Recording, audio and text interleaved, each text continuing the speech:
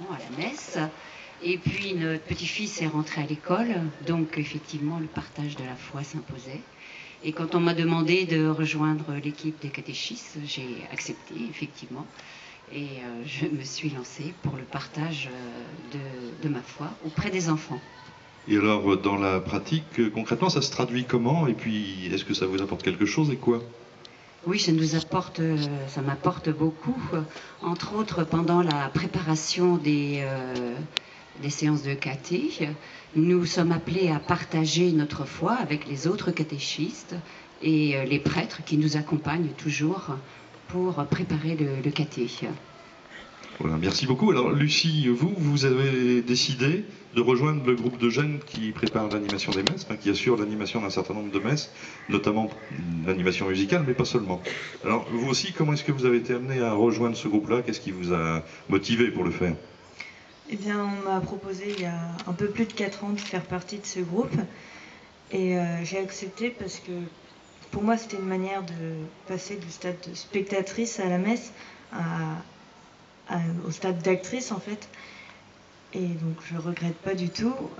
Aujourd'hui, on fait plusieurs choses.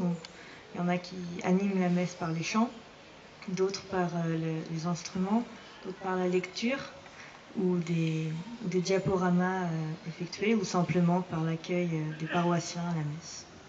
Et alors, chez vous, le sentiment de partager sa foi, peut-être de mieux partager sa foi qu'auparavant, peut-être, ça se traduit comment? Quels sont les faits, les événements qui font que vous avez cette impression de mieux la partager? Déjà, quand on prépare ces messes, on essaye de comprendre les textes ensemble et on partage nos points de vue sur ces textes pour mieux trouver les chants qui vont avec. Et ensuite, lors de la messe, quand on partage ce qu'on a appris avec les autres, et lorsqu'on est plus acteur aussi, puisqu'on fait quelque chose pour la messe, et donc on est plus attentif et je pense aussi plus touché par ce qui se passe lors de la messe. Merci. Donc pas d'ennui d'aller à la messe, y compris chez des jeunes dont on pourrait penser quelquefois que c'est pas toujours amusant d'y aller, quoi. Voilà. Merci. Alors Emmanuel, vous aussi, vous avez décidé donc d'entrer en catéchisme, enfin du moins d'assister les jeunes qui se préparent au catéchisme. Voilà. Et comment avez-vous été amené à prendre cette option, enfin cet engagement? C'était il y a 4 ans. Il y avait un manque de catéchistes à l'école. On me l'a proposé. J'étais à ce moment disponible. Donc j'ai accepté, d'autant plus volontiers que mes enfants allaient eux-mêmes entrer en catéchisme et qu'ainsi je souhaitais participer à leur accompagnement et à celui d'autres enfants.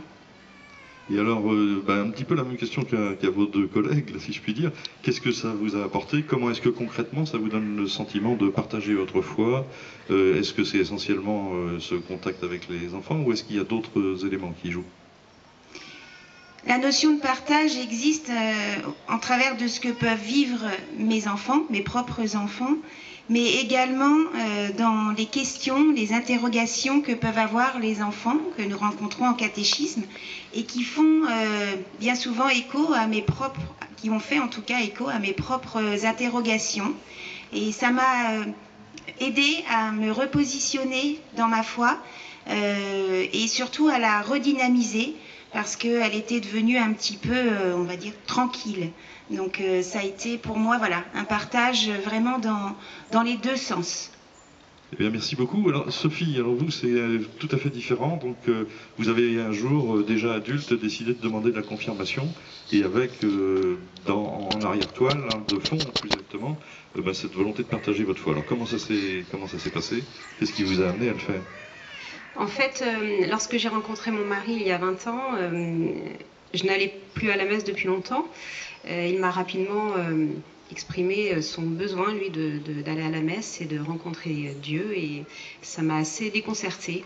Et j'étais assez surprise. Et finalement, je me suis, au fil du temps, laissée guider par lui. Et finalement, Dieu est rentré dans ma vie de manière subtile et je dirais au fil du temps de plus en plus forte. Et le fait de ne pas être confirmée est devenu un manque. Donc lors d'une d'une messe de famille. Il y a eu des témoignages qui m'ont touchée et j'ai décidé de franchir le pas et voilà, d'aller jusqu'au bout d'une démarche qui finalement est aussi le point de départ d'une autre démarche. Alors justement, vous êtes aujourd'hui confirmé.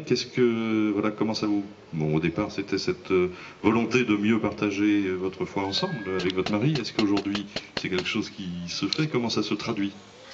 En fait, mon mari avait envie de s'inscrire dans la démarche ressources il y a à peu près 2 ans.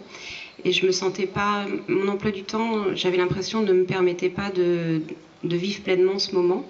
Et je lui ai demandé 1 an. Et l'année dernière, on a décidé de s'inscrire ensemble.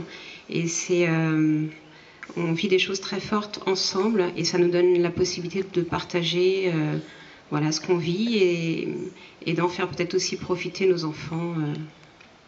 Voilà. Eh bien, écoutez, merci à toutes les 4, parce que c'est pas forcément facile de s'exprimer. Vous pouvez, je pense, rejoindre